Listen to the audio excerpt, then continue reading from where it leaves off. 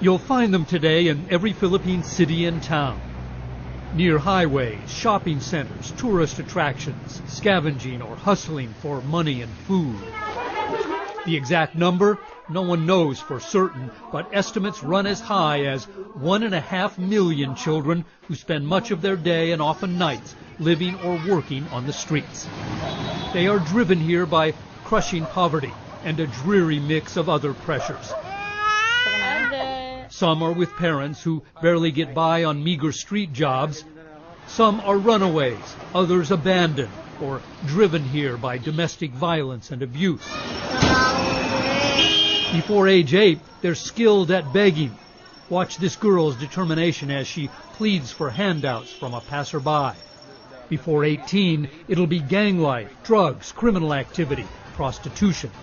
Many will fall prey to physical and sexual abuse by adults.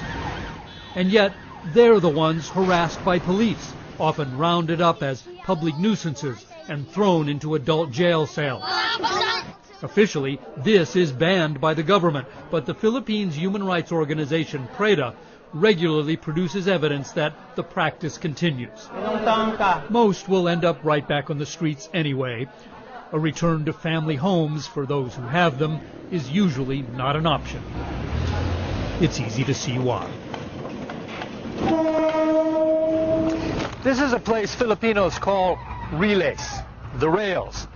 It is one long, continuous, desperately poor slum that runs along the railroad tracks that go right through the center of the Philippine capital. Thousands of families live as squatters here, many for generations, literally right on top of one another. The conditions are just deplorable. The lack of sanitation, there's very little fresh water, it's overcrowded, it smells bad, and running right through the center of this place is an open sewer.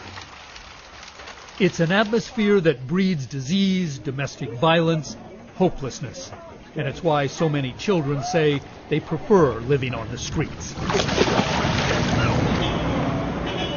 It's 4 a.m. in Manila as Jodine Sola makes his morning rounds. A burly lay missionary with kind words, so kids, kamusta na? A gentle touch and deep empathy for the children of the streets. The kids are suffering too much in lung disease, lungs problems. So because they sleep on the concrete and the kids are so unhealthy. Living in this kind of environment, a lot of kids are dying very young. Jodine Sola was once a street kid himself. He knows what it's like to be a child without a childhood. He has felt their pain. Amen. You can see how he's trusted, even by the most hardened teenagers. And trust, Joe believes, is his most powerful tool. It helps him encourage children to drop by his small mission shelter. Hey, Matt. Brother. For a free meal, some companionship, maybe a little advice about dangers on the street. A place to learn a few life skills. Some responsibilities. Something like, well, a normal life. What the real need of these children is really somebody that can assure them that they are cared, somebody that can play with them, that can embrace them in their wounded situations. Though space is limited, they can stay as long as they want.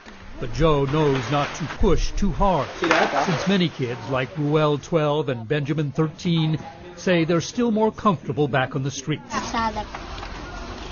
On the streets you like better. Why? Because, they tell us, it's where their friends are, where they make a little money, where they feel safe.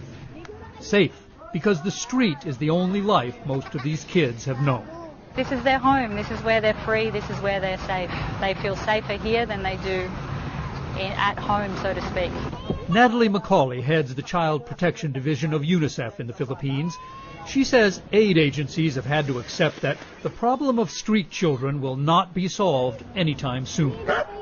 So UNICEF is also supporting smaller efforts now that give kids survival skills to add to their street smarts. It's information that could save them someday from violence or abuse. It's about having someone to trust. Someone like Jodine Sola over on the other side of town.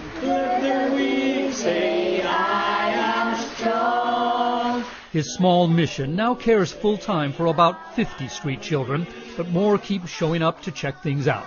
Okay, palakpakan natin ang lahat ng... On some weekends, it's like one big block party. It gives Joe hope, even if it is a reminder of how much more needs to be done.